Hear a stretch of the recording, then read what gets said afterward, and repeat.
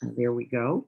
So I'd like you all to go to emc.giving, dash giving. There's a link there. Many of you have already contributed. Lynn made a contribution. Others, Jim made a very large contribution. Others have made contributions. But I'd like to get a fund going so that every other month when we do the St. Andrew's Pantry, we know that there are resources there. It's not a last minute thing to support. You can put in the memo at EMC-giving St. Andrew's Pantry. So we know exactly where that's going to go to. That's been one of our primary beneficiaries right now. But of course, you all know, I hope, that we have contributed much, including a $10,000 contribution to the World Central Kitchen, to Shelter Box. When the Ukraine war started, that was unbelievable. And so we are a generous, committed, caring community. There is no doubt about that. And our care extends beyond ourselves. It extends beyond each other. It goes all the way to the Ukraine and beyond, of course, right? We know this. And our practice is an essential part of that contribution, by the way. Let's not mistake it. Money is good. Money is necessary. Money counts. Every penny actually counts. And so does your practice. And so does your practice. We forget this, which is how we get lazy, isn't it? You know it. I know it too. How we get lazy. Like, yeah, today, but really, I could get those. I just got the mini vac out, hit those stairs for the second time in a day because we have a little dog, my sister's dog here. And right. So I could take time to get that done. It's good. Counts, important. But we also have to be watchful of our tendencies to see our meditation practice as some kind of individual activity. We make this mistake a lot. It is not. It is not. It is done not only for you, but the world, actually. And then, interestingly, all that came before, because that possibility is by the gratitude of all that has come before. You wouldn't be here without all that and all that is to come. All that is to come. Your stability, your calm, your care, your generosity, your patience, your non-aggression, your non-reactivity matters. And we keep forgetting. We forget. I talk to people all day who have, for a moment, like myself, not different, just like me, forget. And then go, really? I'm not sure because, right? Well, I'm here to remind you about that. We're going to practice today right around that. What is the benefit? Why do we sit here 2, 3, 4, 5, or 7 days a week for some amount of time in stillness, silence, and that open space in which all good is radiated. We forget. I forget as well. I want you to answer a question for me on chat before we start. And the question is this: what's the point of your practice? Why do you practice? What are you hoping meditation is going to get for you? Right? What's going on? You're here. It counts. Why do you bother? What's the reason? Put it in chat. Why do we practice? Take a minute and think about it. I'll take one last sip because I'm noticing I have a dry mouth.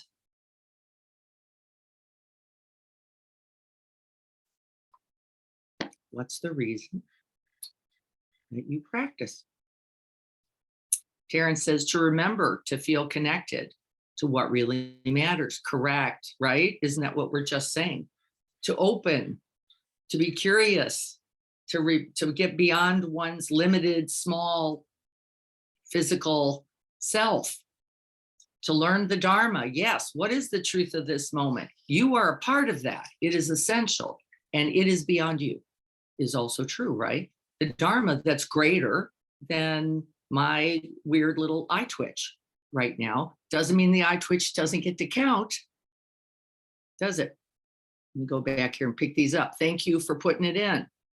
To find calm abiding. Yes, so that we can be more present, available, clear, calm, center myself. Connection, yes.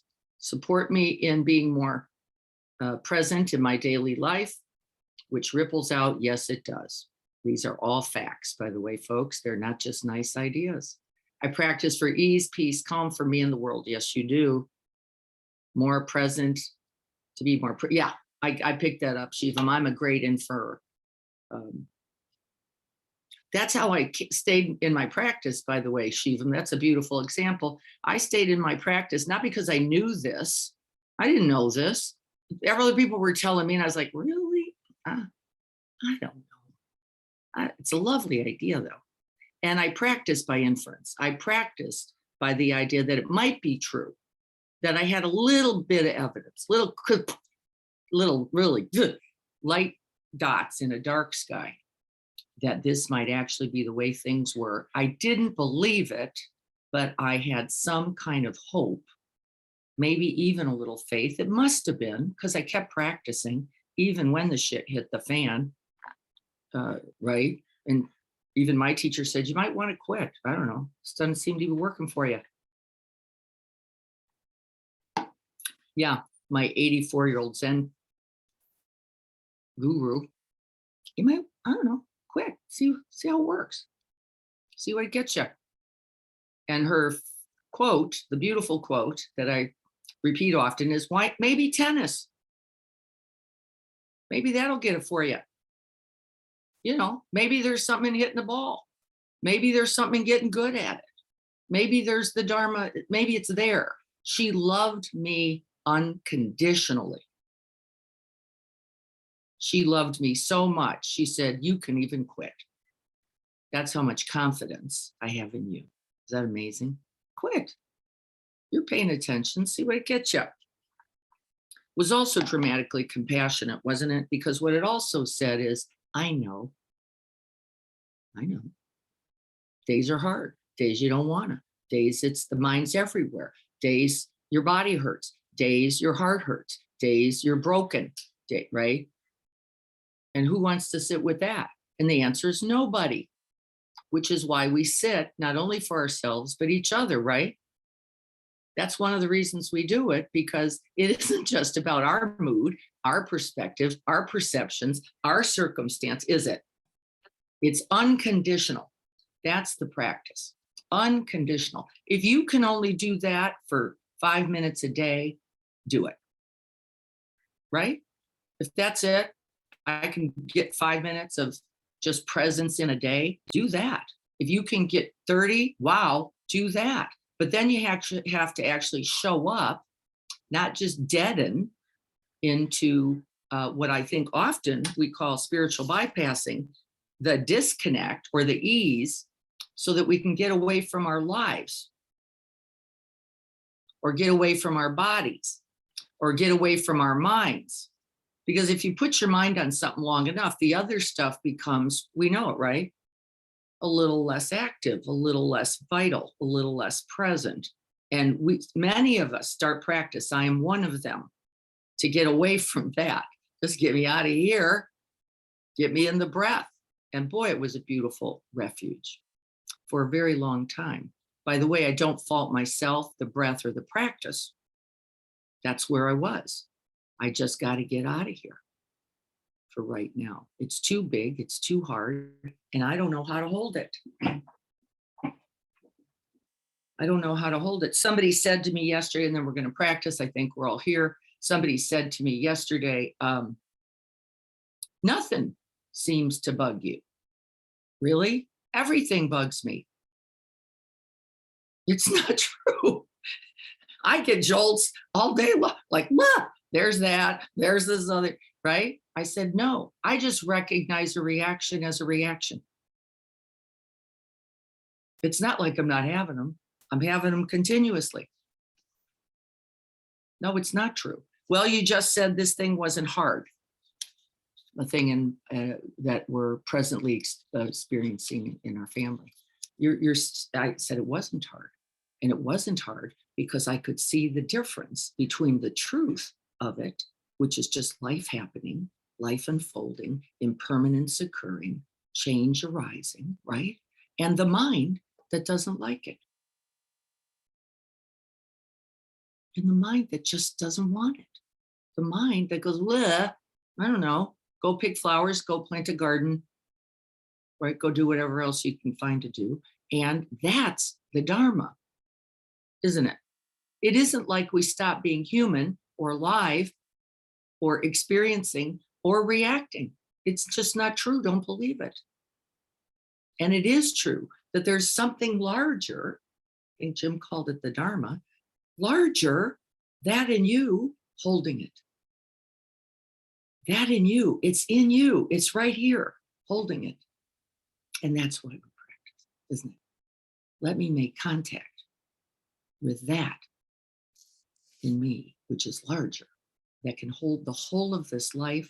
And then here's the beauty, not only for myself, not only for my moments, not only of my mind, because it's not true either, but for the mind that is in us all, for the heartbreak that is in us all, right? For the pain that is in us all, for the aging, the illness, and death that is in us all.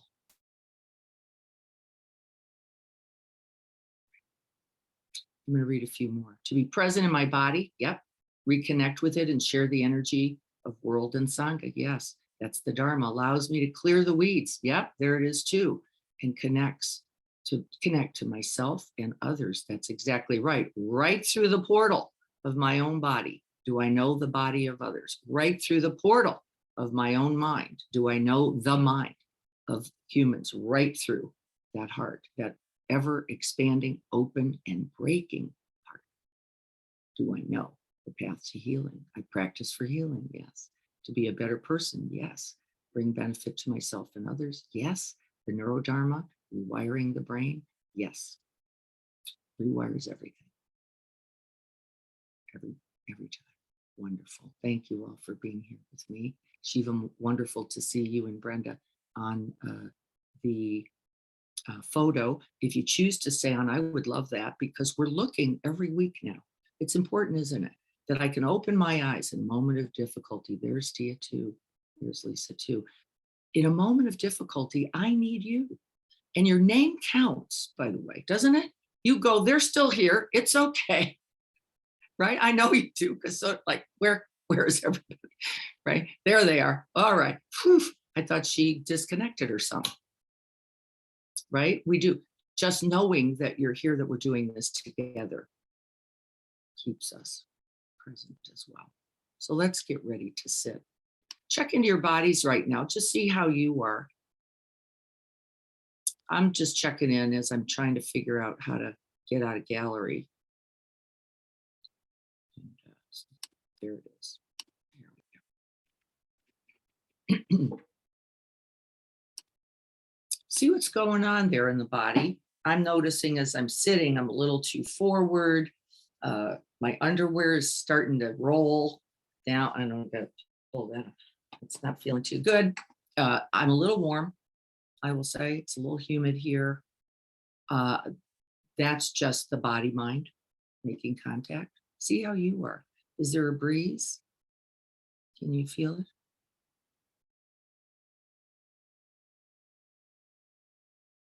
Can you find points of stillness? Quiet?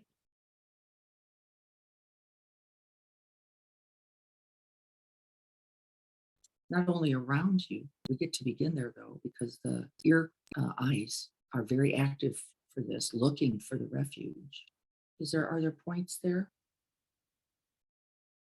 In trauma work, we ground first, often externally, just so you know. We don't try to grab people and get them stuck into the body mind. It's a little too distressing there. So we find points in the environment. Look around. What do you see? Often we place things on an altar for this very purpose. We place them something that invites that felt sense of refuge. I just noticed the Buddha here and I went, oh, right. All right. I'm going to put it right in front of me here.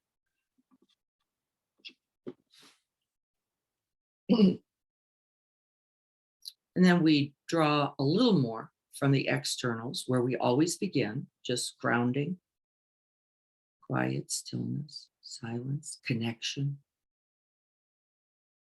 And we can lower the eyes.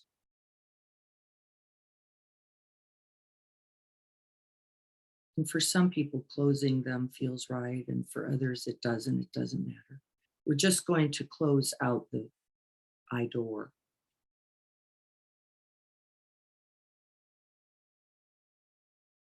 To come into the body. And we're going to hold the body as a whole, even when what happens is you're actually sweeping the body frequently.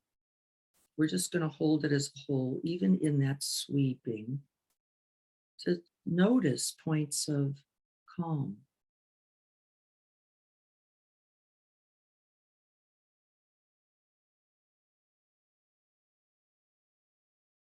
Release, ease, connection. These were all the things you were just naming. Already here, already present, right here in you.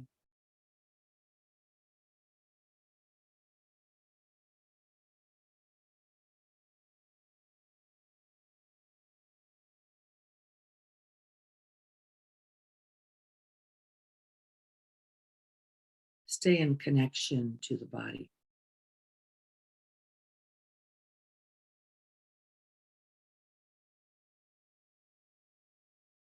And we know as we rest the attention in the body, the mind will naturally find its way to some place near the breath.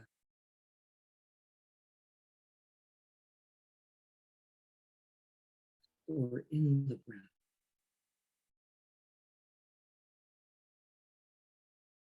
And let it settle there. Can you feel that sense of settling? Be watchful of this focusing. It's a little misunderstood. The attention gets focused there, but there's actually a settling. I don't want to work that hard to be gluing myself anywhere. And today, just as it happens, I'm noticing the breath most vividly in the area of the chest.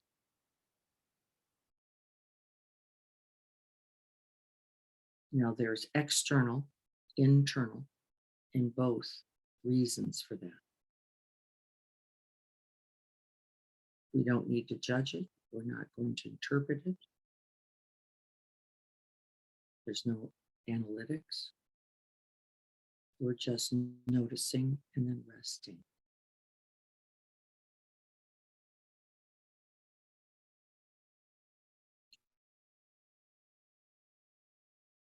Mind there. Other points in the body may become more apparent. As I was settling into that area, I noticed that my neck was stiffened, and I just wanted to acknowledge that, see if I couldn't release that, which I did. This is the Dharma, the truth of the present moment, the truth of the body, the mind,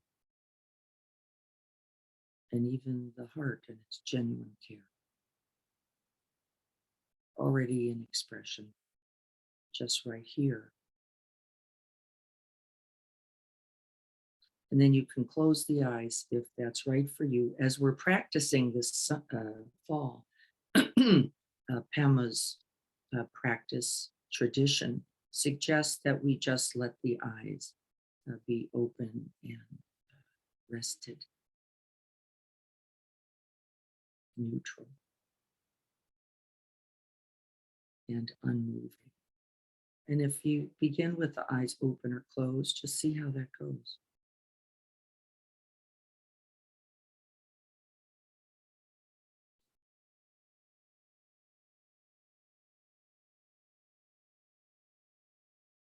If you have the eyes just gently open in a soft gaze, you're going to place the eyes in open space. Not all over, you're not moving the eyes, but just rested in an open space somewhere in front of you. You might even call that no space and no thing.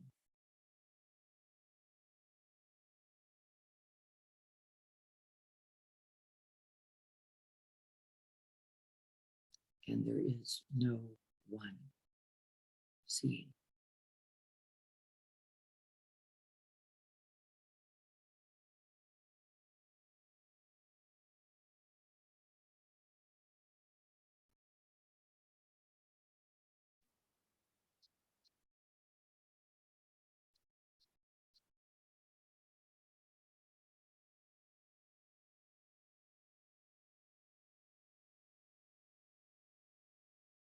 And with this stability, with this calm, with this presence, with this connection,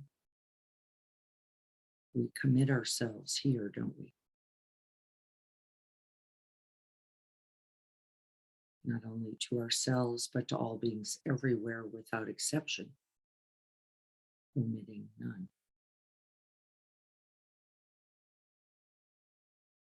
We commit ourselves to awakening, to seeing clearly, to being open hearted,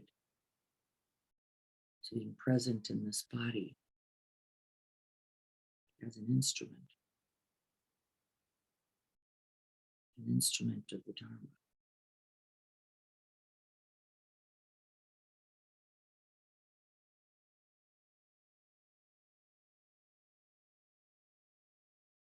And the Vajrayana tradition, one that Pema has also taken on, the Vajrayana says, and you rest in the Buddha body.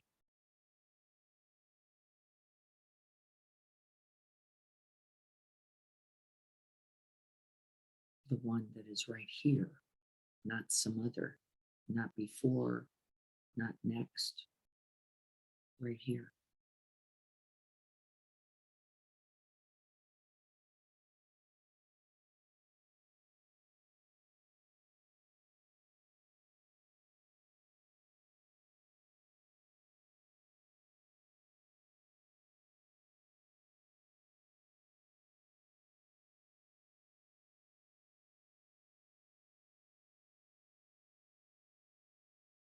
We name the Buddha body so that you can make contact with its reality.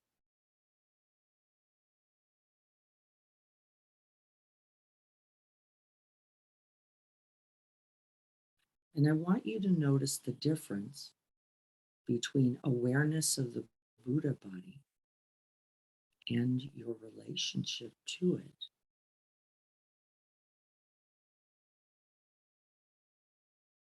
As compared to the body, the one that sat in the chair.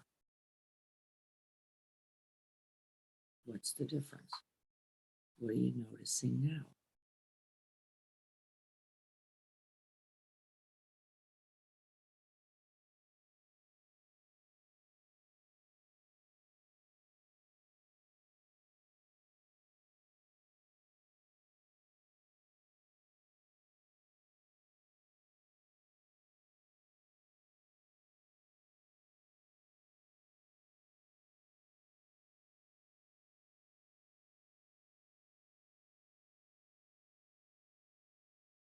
The Buddha body is breathed by the Buddha breath.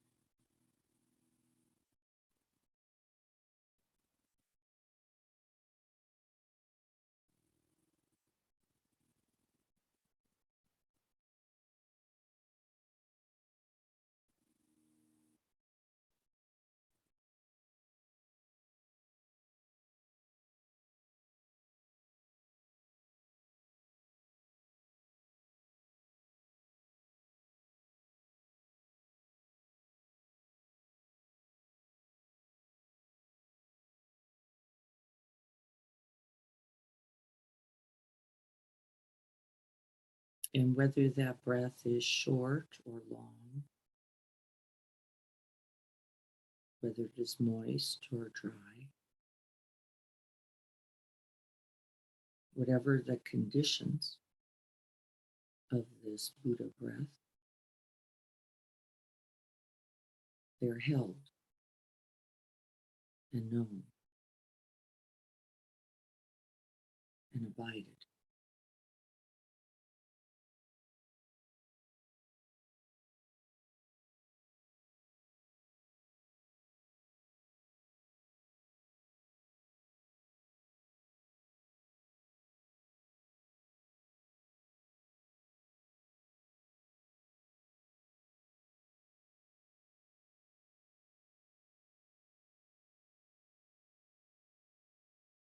What makes this breath, the Buddha breath, different from breathing?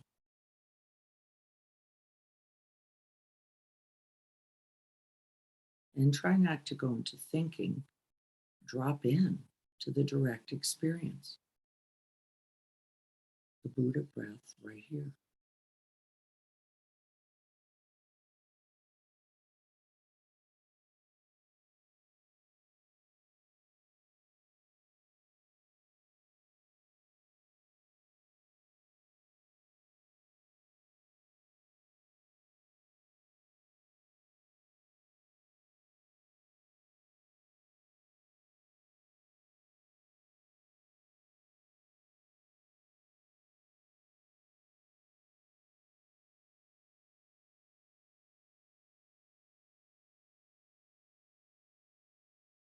Recognizing the qualities of the breath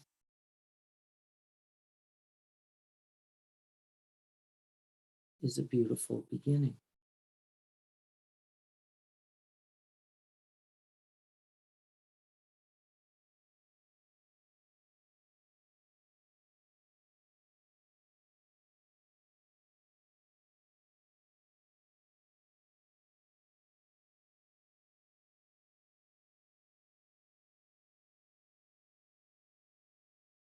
Recognizing the qualities of the breath moment by moment. Beautiful middle.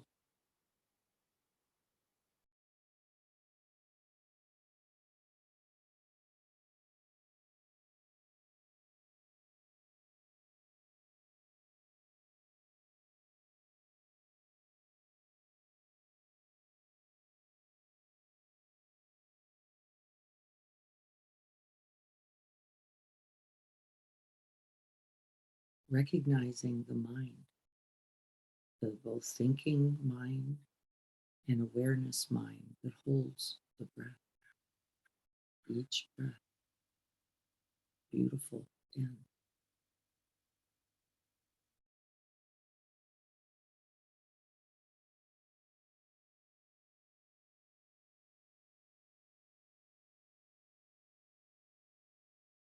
Recognizing that this mind is my mind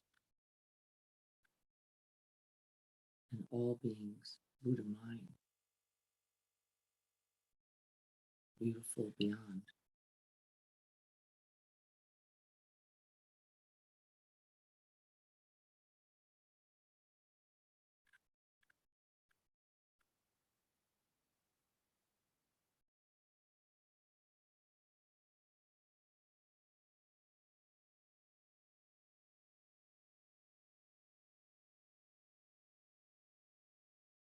And we rest in that Buddha mind.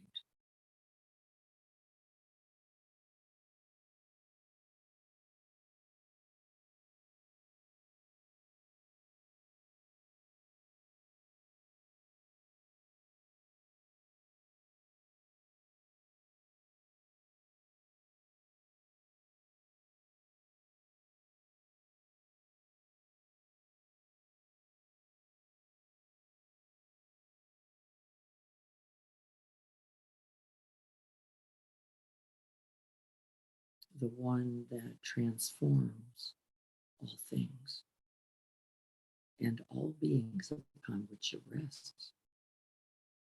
How is this so? It transforms all beings and all things upon which it rests.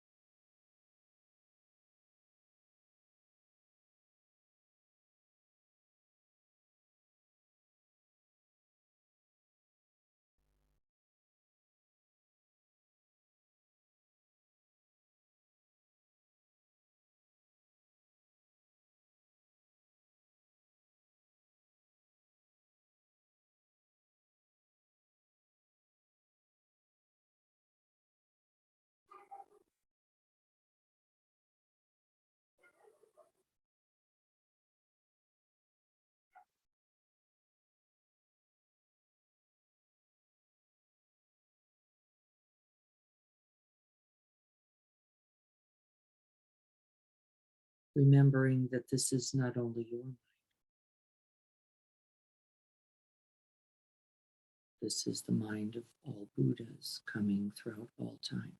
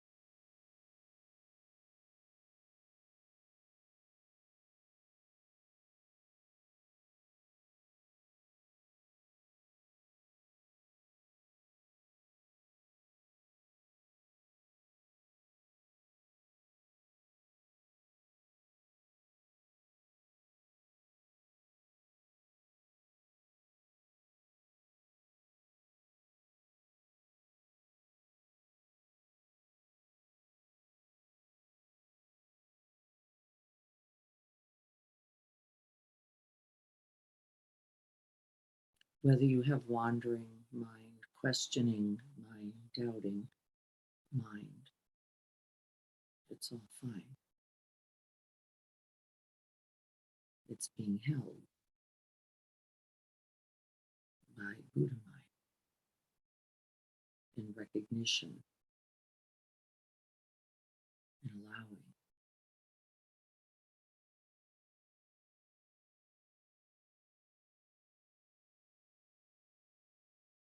And welcoming. Oh, the human mind, this mind, the mind, like this, held and known.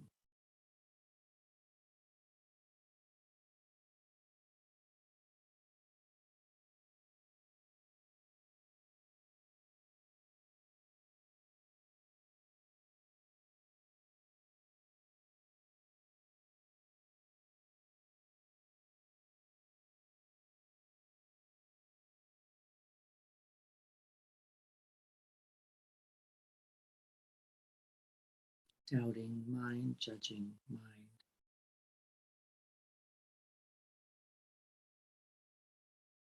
It's all fine.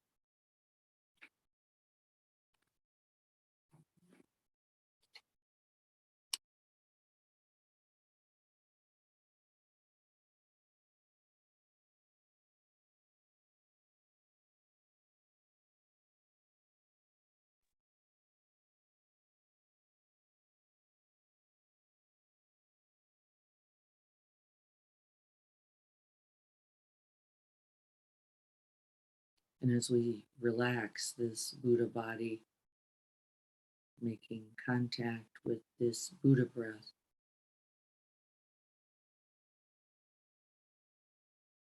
Resting in this boundless source of Buddha mind.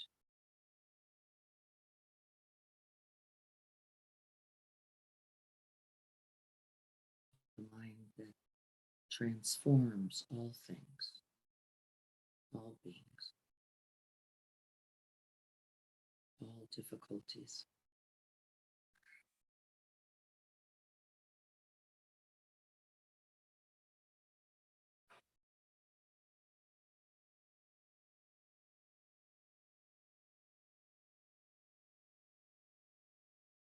It ignites the Buddha heart, the heart of bodhicitta, the awakening of heart mind.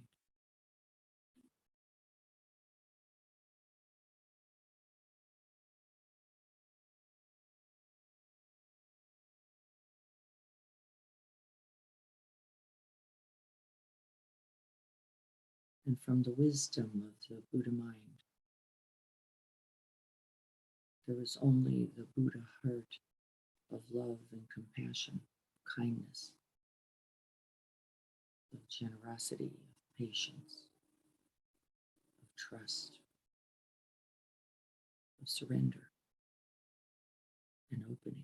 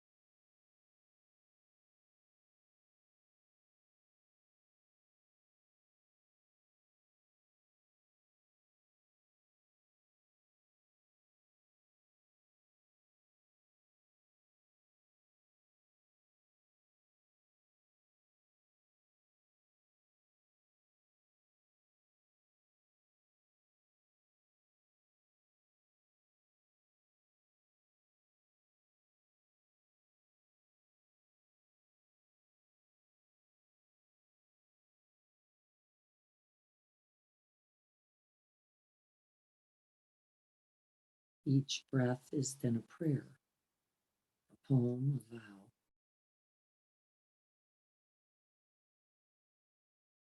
A possibility.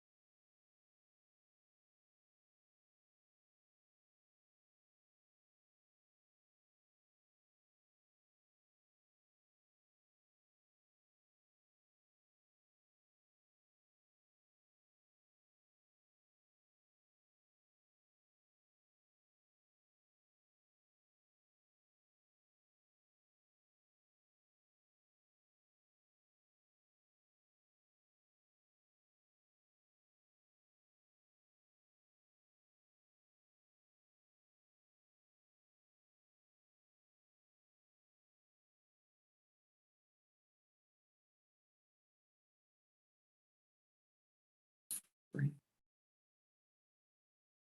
An awakening.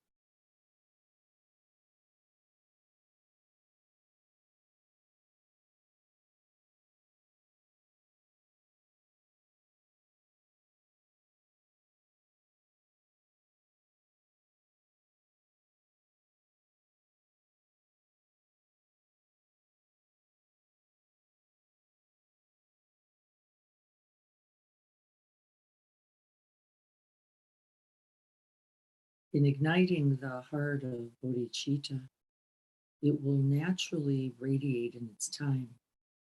It cannot be contained. It can be directed as needed. And we get to begin right here with ourselves, offering this very Bodhi heart to ourselves.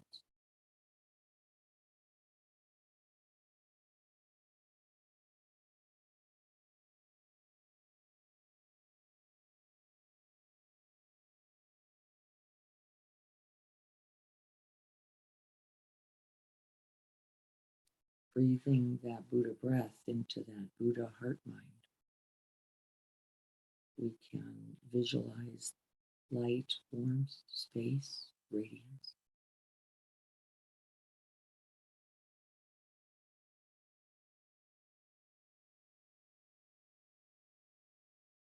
We can offer phrases. May I be happy.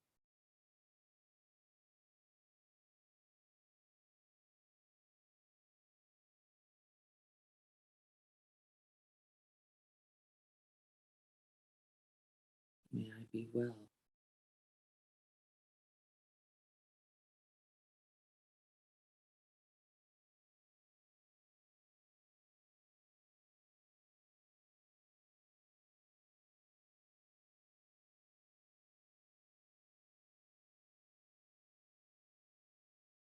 May I have peace and ease of being.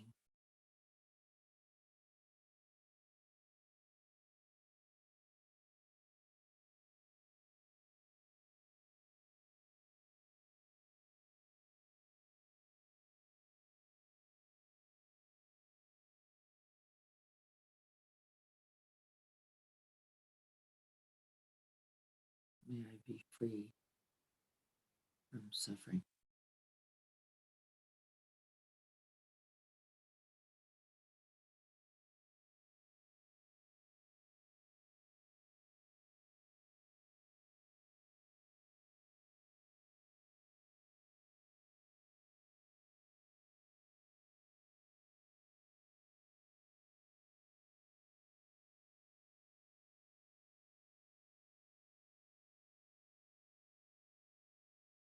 There is beauty in the repetition, breath by breath.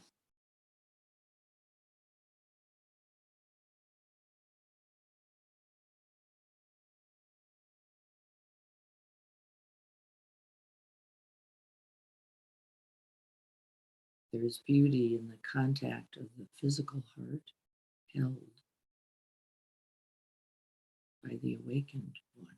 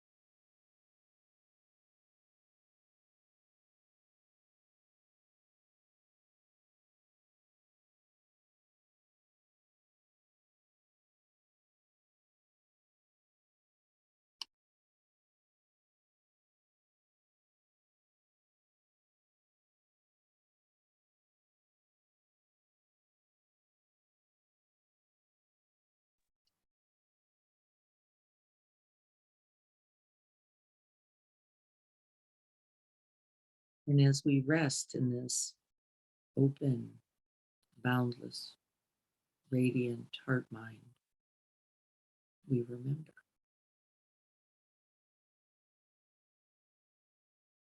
just like me, all beings, all beings know this too.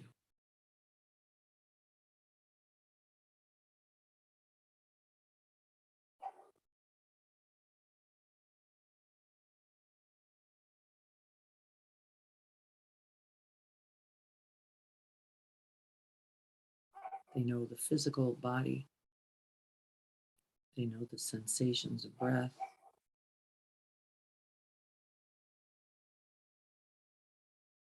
they know the objects of mind, often caught in the whirlpool of me. They know the breaking heart, the ache, the fear, the confusion, or the greed. And they too are capable, just like this,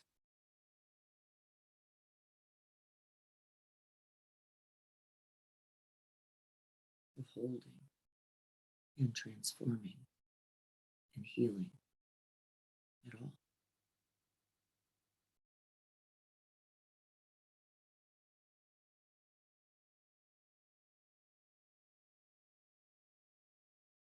And until they are clear, I will hold it for them, with them.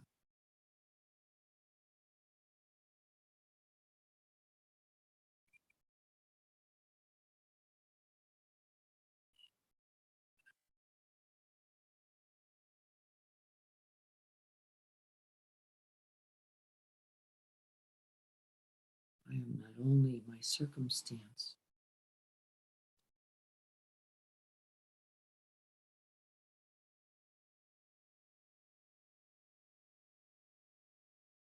I am that which holds it.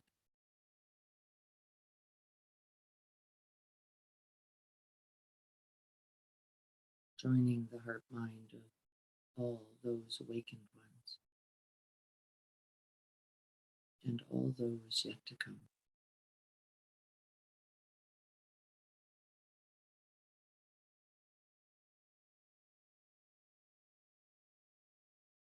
Including me.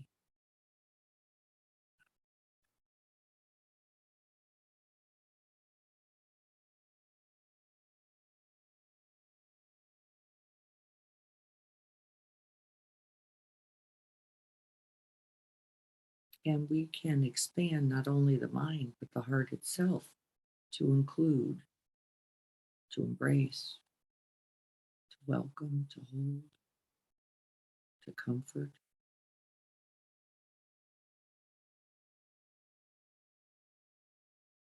We can call specific ones, special ones today and now. We can call groups all those who know this humanness, who know this vulnerability, who know this ache.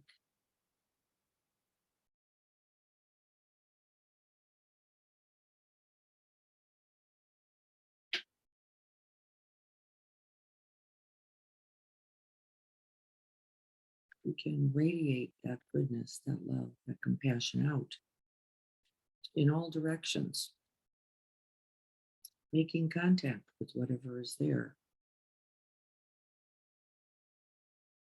transforming ourselves and that thing, that being. We can breathe the breath of metta, of compassion, of healing in all directions. But we don't make it up. We don't join the concept. We see what's available.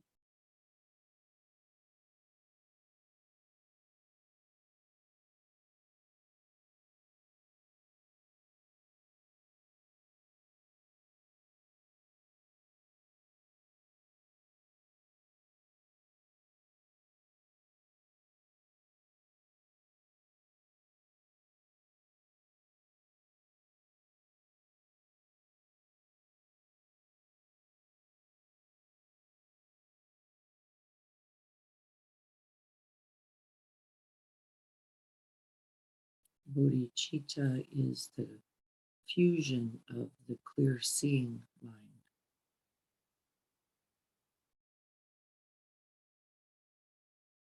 and that boundless heart.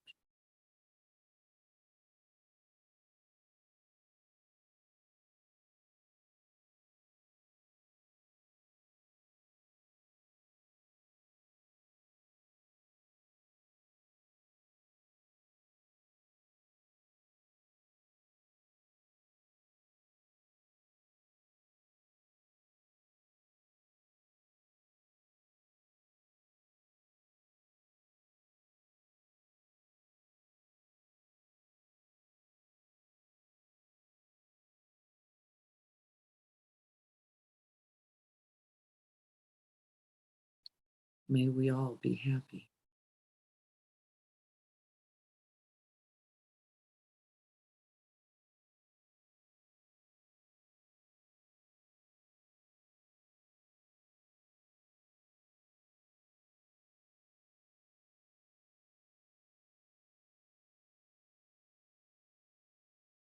May we all be safe and well.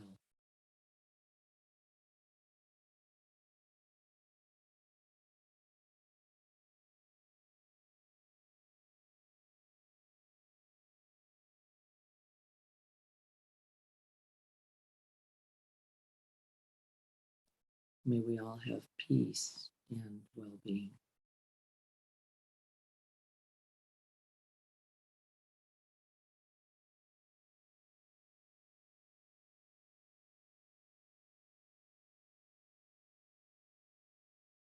May we all be free from that forgetting, from falling into the grip of fear, confusion, doubt, greed.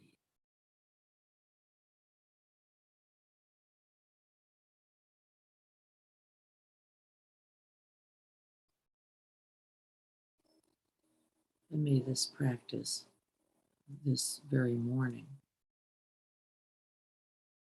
and then throughout all time, may it contribute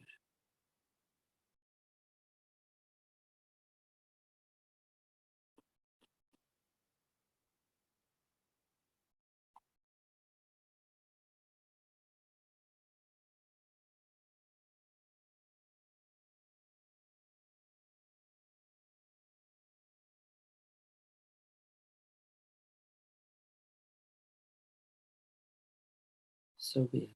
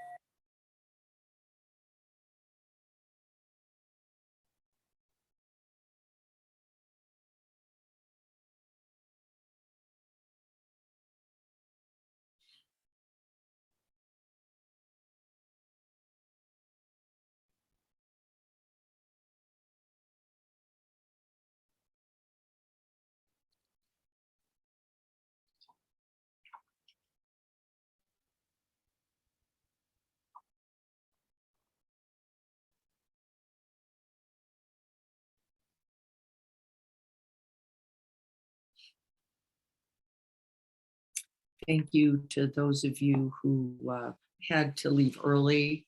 8:30 is a big time for people to get to things and get their families going. So thank you for being here for that amount of time. Just going to look for a minute, see if there's anything else that we wrote about why we practice.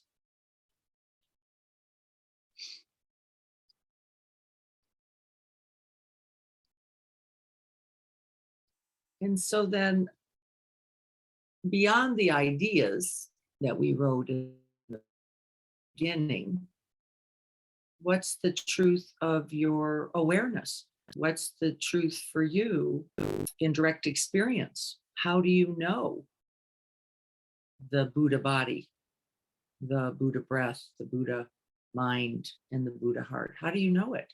And how can we then, I think another big question then is, how can we stay open to its presence in our everyday lives? That's the practice.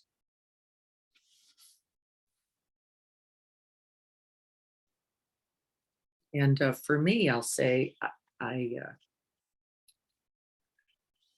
often awakened by the not doing it more than I am by the doing it. I'm awakened by the not doing it myself. I notice the grip, the tension, the judgment, the not liking, the liking. I want more of that. I notice that quality of mind, and it is often a beautiful bell of awakening for me. So we do get to include, in fact, it's necessary and often the beginning of our awakening path. We recognize not only our suffering, but we start to recognize the mind that is constructing it in the not liking, in the not wanting, in the wanting something else, in its habits for attachments and aversion, its habits for restlessness and laziness, in its habits for doubt. We begin to go, oh, I see where my problem is. It's not in my circumstance.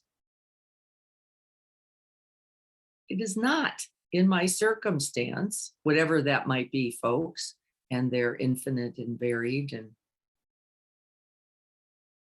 all too common, right? It's not the problem. The problem is the quality of mind, the quality of the heart that's present or not. It's present or not.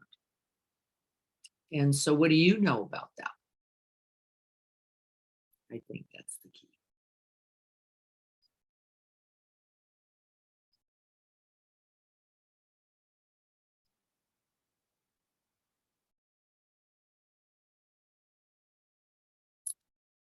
I'll take a sip while you think. Make contact.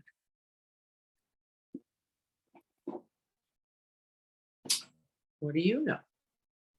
How do you know the difference between that moment of presence, clear seeing, and the other one?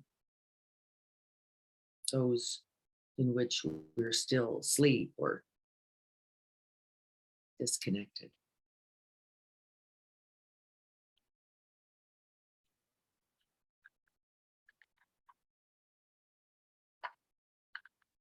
No ideas?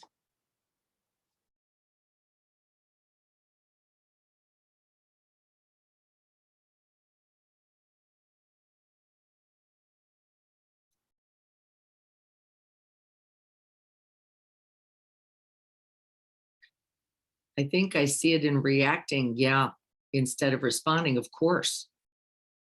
Of course. I have inner joy. Yes, there's a kind of radiance in it, a stability and openness. It's right. There's a quality of, well, it's okay. It doesn't mean I like it. It doesn't mean it's not hard. It's none of that, is it?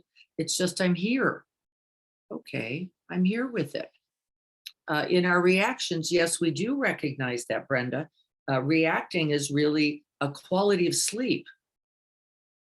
That's right. It's a quality of sleep. And like I said, I wake up mostly by falling into it. That's my way. I go to, I feel distressed or agitated or unhappy or uh, aggravated or I'm judging or I'm resting in confusion. Like, I don't know what's going on. I can't even make contact with this. I'm somewhere else wanting something else. So I don't even have a response. I'm just dead zone. Like, I don't know. Uh, right? That's right. Reacting versus responding. That we cannot, uh, no matter who we think we are, we're never always asleep. It's just not true. We wake up to that. And often we wake up to it through what? Suffering, through suffering.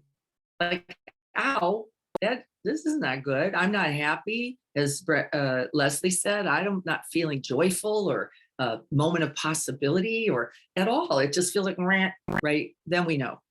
Then we know we're caught for a moment, not for life, but for a moment in that default brain stemmed mind.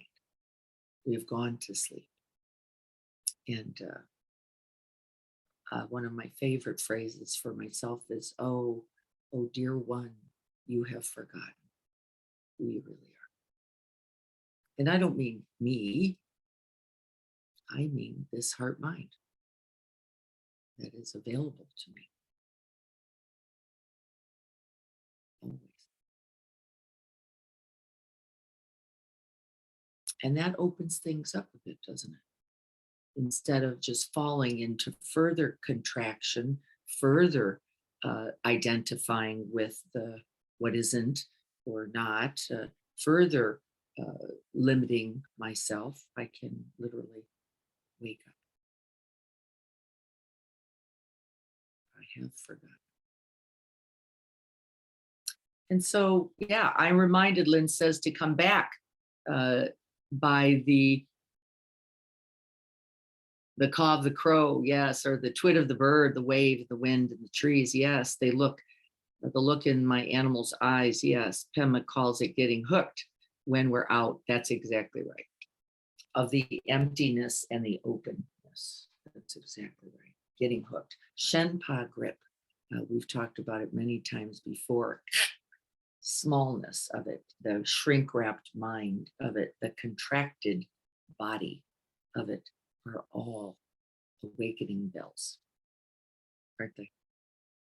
They're all awakening bells. And then we can, that moment in the recognition, we are liberated. We are no longer caught and lost, even when we didn't think of anything brilliant to do. We are no longer caught and no longer lost. And I love that. I love that because it happens billions and billions of times a day. And then we can simply be grateful for everyone that we see and bow. Pema says, of course, we bow to the difficulty as the necessary medicine. Oh, if you're getting caught here, this is a place to kind of hang out. This is a place to get to know better. This is the medicine. It is the awakening.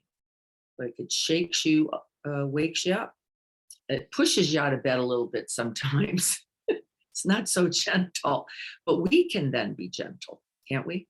We can then say, okay, rather than just feed the story, feed the narrative, disconnect from the body, go off into the, if only, why not, how comes, blah, blah, blah. We can wake up. Oh, this moment is a possibility for activating the bodhicitta.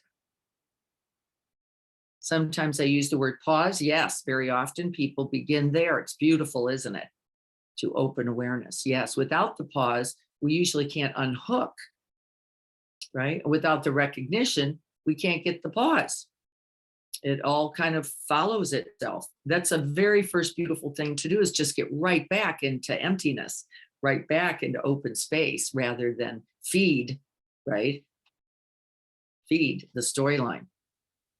Taking a breath, 3 to 5 breaths are beautiful, and 10 will begin to change your brain chemistry.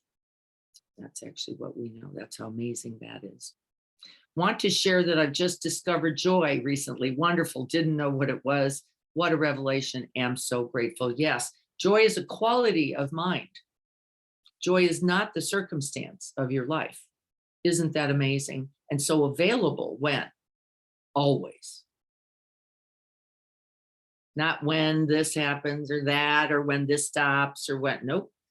Nope, not actually. Joy is ever available, and gratitude is a very big part of that, actually, because then we are grateful also. We just go, whatever is here as my teacher, it's beautiful, right? I don't have to get caught in that. And I say that out loud, by the way, folks. I say it out loud. Grateful for what's right here, usually in the moment of distress.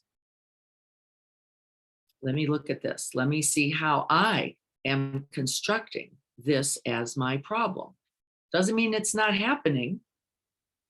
How am I making it my problem? And certainly, I am contracting. I am hooked. I'm in a narrative. I'm in a story. I'm disconnected from my body. I'm in reaction. You're all naming it beautifully. And that is the cause of suffering. That is the cause of suffering. And its lack of recognition. Bigger. Right? The reactivity that's recognized is not a problem, as I said at the beginning, right? Oh, there I am. And I laugh usually, by the way. I have a lot of laughing about it. Like, wow, still wanting it some other way. Still thinking it should, he should, they should. Why? How come why not? Can't my mother figure this out? I told her 100 times. She right? Well, here she is asking me one more time if she can't stop giving them the Percocet. No, she can't. And I smile because really, how many times does my mother get to ask me if she should be giving her partner every day, all day, if that's what she needs? Actually, that's not the problem. That's not. I want her to get it. I want her to stop doing it. I want her to get. That's the problem. And then we can see the Dharma and then, right, become very wizardly in our offerings. Because then I can say, what, Mom, I understand this is hard, isn't it? It's hard. All these medicines and all this care and all this confusion. I understand. And then we find the way as best we can with that. As best we can, which means go ahead and call me. Go ahead and ask again. And if it keeps happening and or too many things get forgotten, right, then we just acknowledge that. Maybe more is needed. Right? But there's no problem. Then is there? That's right. All right, guys, it looks like we're good. I'm glad you were able to join me this morning for this Buddha being practice. Remember, it comes out of a very different tradition, lineage, and we will be working on these more this fall. We're going to be staying in the Mahayana Vajrayana more in this fall. So these will be offers for you. You're so welcome, everyone. I'm glad it was a benefit to you. It's good to see you all. May we all be safe and well and filled with loving kindness and compassion. And may we offer it as abundantly, as freely, and as often as we breathe.